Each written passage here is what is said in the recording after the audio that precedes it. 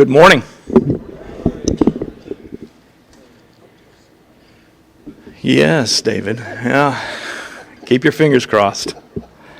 It's been 20 years plus since I was asked to give a message that says several things. One, we had to have a pastor retire before another one would bring me back up here.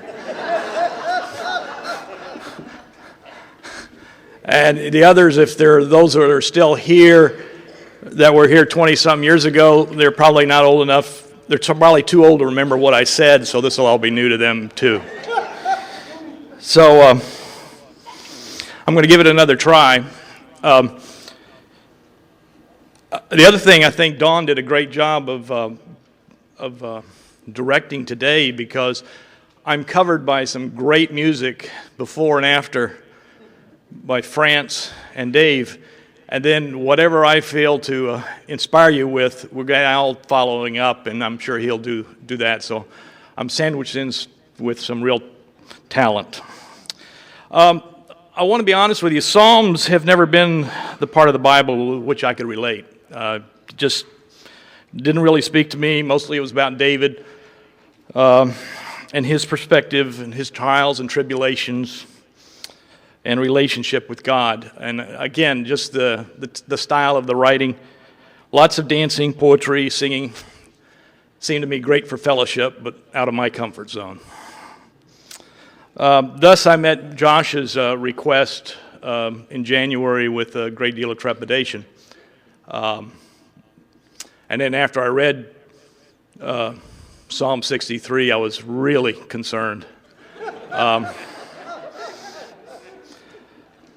So I was trying to relate it back to our theme for the year, the healing song, and said I decided to try a different, I don't know if it's a different approach, it was just for me.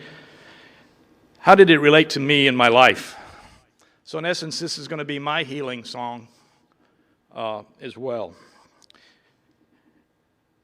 Basically, I found once I got into it, it was a metaphor for my life, which I guess is what God's teaching is always about. It's always about us. We just don't seem to pay close enough attention. So let's give a historical context of Psalm 63. David was running again, this time from Absalom. Now, Absalom was trying to take over, become the king through guile and political power, while David was in the wilderness, in the desert, trying to keep his anointed kingship, the anointment from God. So David was in the wilderness, dry, hungry, tired, frustrated, surrounded by his enemies. He longed for the relationship with God, knowing that his commitment through prayer, steadfast perseverance, and belief would be rewarded. Rewarded. His enemies would be defeated, destroyed, and he would be upheld by the right hand of God. So, how does that relate to me? Let's go to the first verse.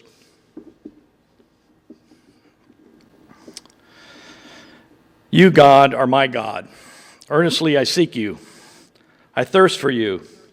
My whole being belongs for you, in a dry and parched land where there is no water. Okay, this is, to me, is my initial walk. What was the context of my relationship in my personal walk? David's personal relationship is one that we can look at as an example of God's continuum of our physical and spiritual lineage throughout biblical history. You've got Abraham, Isaac, Jacob, David, Jesus, Christian believers, to the church, to OCC, and to me, and everybody in this room. And I'd never thought about that before, but if you just follow it all, each one of us is part of that lineage. My personal wilderness was when I was, I was in a dry and desolate place in my second marriage, longing for something different. I had already left the first marriage, longing for something, and apparently I couldn't find it. because I was still unfulfilled. At the time I was separated, I was living with my brother Bill and Sharon, his wife. My youngest son at the time was 13, and he came, he came to visit that summer because during my divorce, my ex-wife moved to Texas and took my two boys with them. They were 9 and 13 at that time, so this was 4 years later. So Mark, my youngest, had spent a couple of weeks with me, and then I was taking him back to the airport to fly back to Texas. And on the way, he said, "Dad, you know what's wrong with you? What your problem is?" And I said, "No. 13-year-olds know it all anyway." He said, "You don't have Christ in your life." Wow, that hit me like a ton of bricks.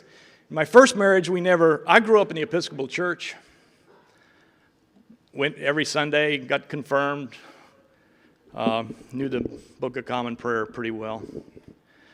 But when I got married, my first wife, wonderful lady, but they never grew up in a church. I think they had some Unitarian background. But so during that first 13 years of my marriage, we really didn't have a church. We'd go to the Episcopal Church on Christmas and Easter, that type of thing. So when Mark said this is how God works. My ex-wife remarried, and when she married a gentleman that was a lay preacher, and he took my kids to church. He gave them the foundation. And so here was my 13-year-old he read the Bible to me as we were driving to OIA, and he was reading about how you were supposed to cleave in marriage. You became one. And so he read that to me. Now, I was tearing up as I was driving. Excuse me, still impacts me, but dropped him off, got to thinking about it. As I said, I was living with my brother and his wife out in Signal Hill at the time. And that night when I pulled the covers back, I had a note on my pillow from my son. He said, "Remember what I told you." So that was a Saturday. Now, Bill and Sharon had been coming to OCC for I don't know how long, because it was 1984, so we were just about a year old, I guess. So that was my first. I woke up that morning and I said, I will go to church with you, not knowing anything about OCC. And so we walked in and we sat up there, and there was a coffin on the stage. And I leaned over to my brother and I said, "If somebody comes out of that coffin, I'm leaving." But it was staged. It was for Dracula at that time. But coming from the Episcopal Church, or if you're a Catholic or Episcopalian or formal, this is a radical change. So anyway, that was really my come to awareness, if not come to Jesus. But once I got here, it was at OCC that I did become aware of the essence of a personal relationship with Christ. First, by opening the Bible, as I've said many times, the Episcopalians back then, and I know it's changed, they stood on the Bible, they never opened the Bible. And then reading the Word. And then my initial walk was with Lyle Nelson. Lyle was our mentor. He's the one that walked us through, Gail and me. And he taught us how to read and understand it and how it related to our personal lives. This was reinforced with the body life that we have here, small groups and accountable partnerships. And I've had one with John C. for 30 years. We meet almost every Friday when we can get together, talk about the week, talk about what's going on in our lives. So that's how my parts, that was the wilderness by which I first came to this church. Let's go to the next verse. I have seen you in the sanctuary and beheld your power and your glory. Because your love is better than life, my lips will glorify you. So this is about seeing God's power and glory. God turned my life around because he loved me more than I loved myself. And he continues to give me do-overs. Now, if you think the separation in 84 led me to this body, that everything was hunky-dory. Well, we separated 2 more times, 86 and 88. So God's perseverance was with me and with my beautiful wife, Gail, because she was the one that hung in there. So the do-over was to become a better husband in my marriage. The do-over as a father was even, I don't say it's more traumatic, but it was dramatic. Gail's only son, who had 2 beautiful kids, died 13 years ago. Coley and Jay, who are sitting here, were 4 and 2 at the time. I had lost, when Connie moved to Texas, I had lost my relationship, in a sense, just the closeness with my 2 boys. But God now gave me two new children to be a father to. And that has been the best experience of my life. Now I've got 6 grandchildren, and it, as they say, if you knew how much fun grandchildren were, you'd had them first.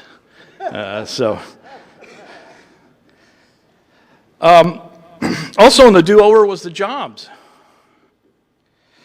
I came out here with a developer from Texas in 1972. They had bought some downtown land, and they bought 250 acres out near Disney World, and they were going to do some great, wonderful things. Well, for you younger people, the recession in the mid-'70s was candidly worse for people here than it was this last few years, if you can believe that. But there was long gas lines. I don't know if you remember, you had to get up early in the morning to get gasoline, and the hotels were just going belly up right and left and so forth. Well, the developer that brought me out went back to Texas, and we left here, and I was out of work for 8 months. Nothing, absolutely nothing. But as God works, a job opened up, a new position in the city of Orlando, and I was able to be hired. And for 26 years, I was part of downtown development in the city of Orlando and the Central Florida community's growth, planning, development. Probably the most exciting time in the recent history of this whole community. So I was blessed, and I loved it. 13 years ago, I decided to retire from the city and step out on my own. Now, this is one of those positions where I decided that I made up my mind years ago that if I ever said this is the way we used to do it, that it was time for me to leave.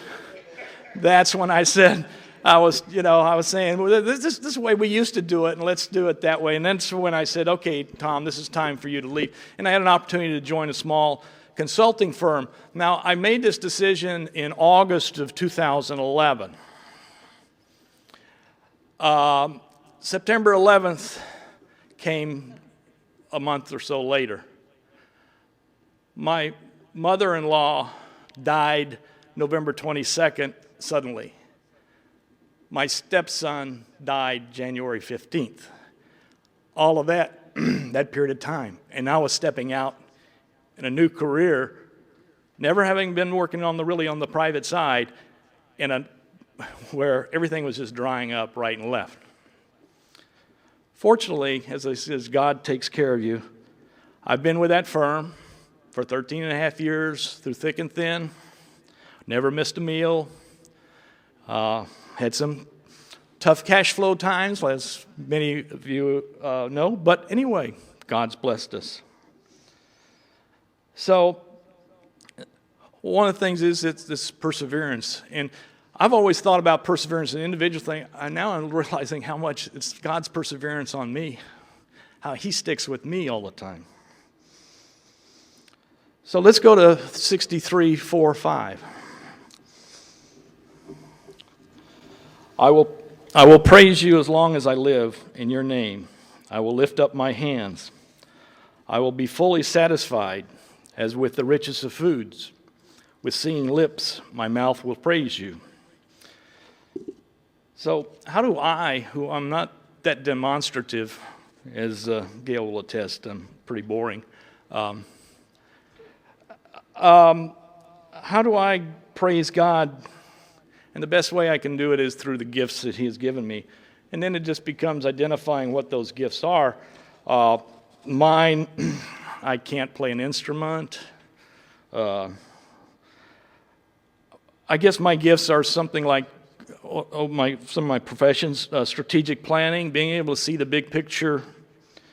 Perseverance, I do have perseverance. I'm willing to lead and take on tasks that others won't do. And that came very evident for me when I came to OCC.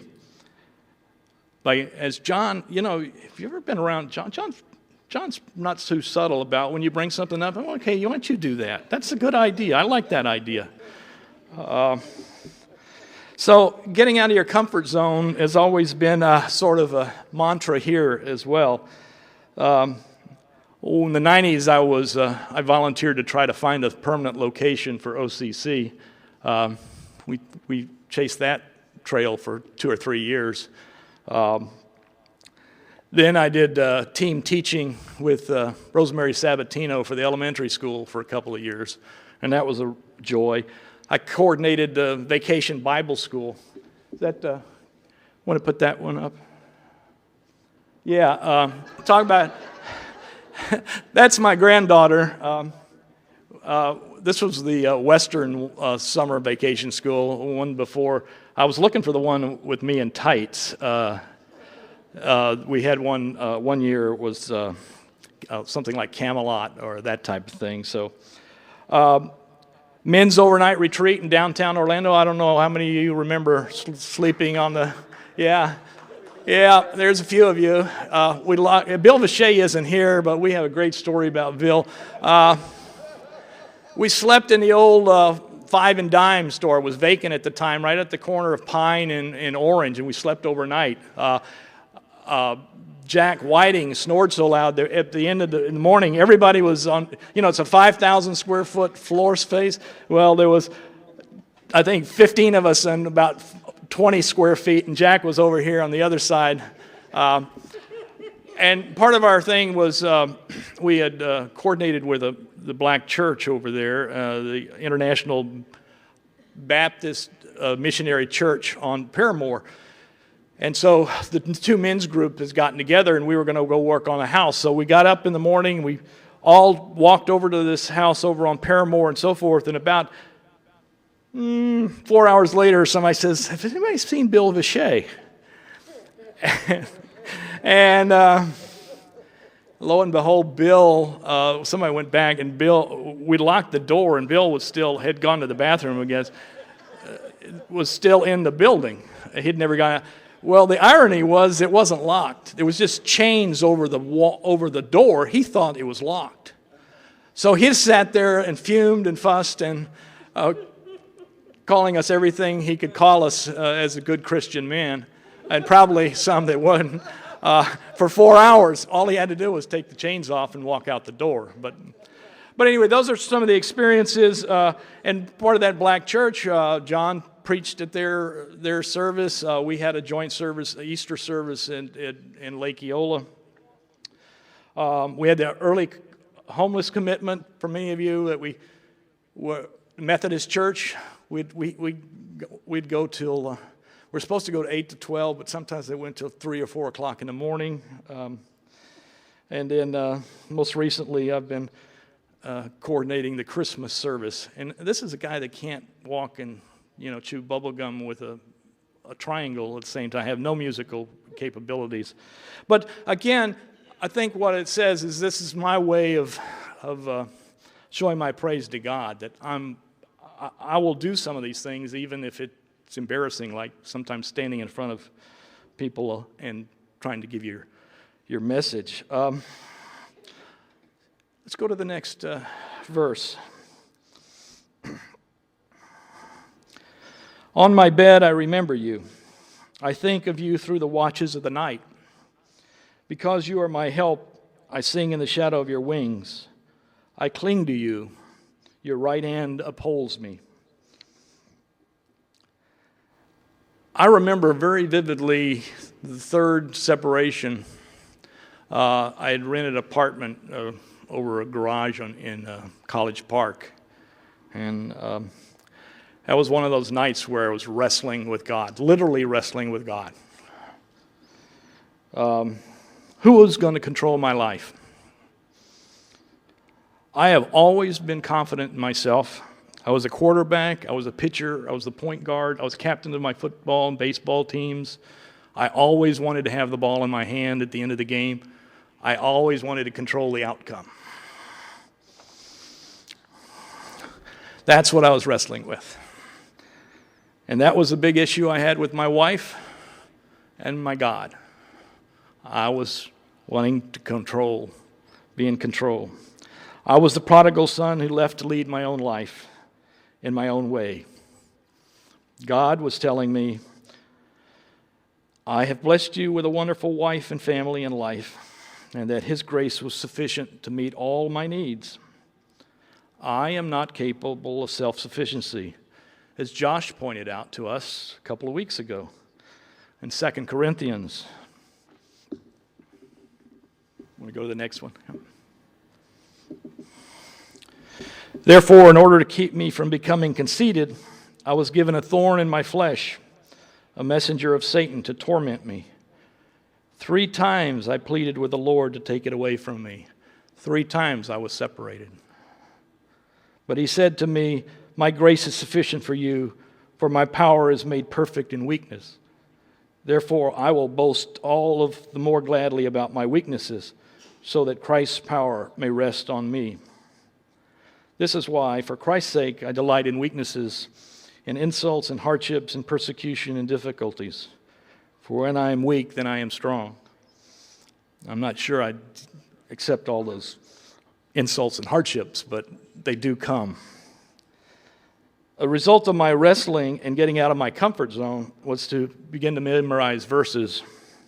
And as only God, in God's way, the few that I really memorized have always had the word perseverance in it.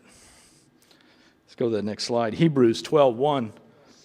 Therefore, since we are surrounded by such a great cloud of witnesses, let us throw off everything that hinders and the sin that so easily entangles, and let us run with perseverance the race marked out for us. And then 1 Corinthians 13:67. Love does not delight in evil, but rejoices in the truth. It always protects, always trusts, always hopes, always perseveres. And the next line is love never fails.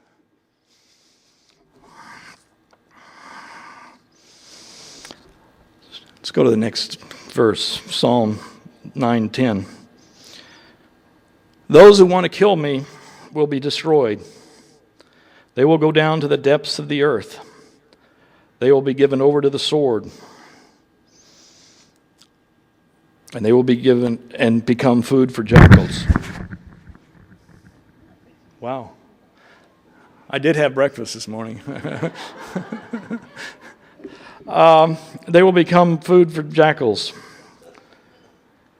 So who are the theys in my life that seek to destroy me? Is it unwarranted fear? Is it uncertainty? Sickness? Divorce? Loss of employment? Death of a child? Listening to news and the world's troubles? This is the enemy at work. I know that. I have experienced every one of these. And God has magnanimously pulled me through each and every one through His grace and persevering love. Let's go to the last one.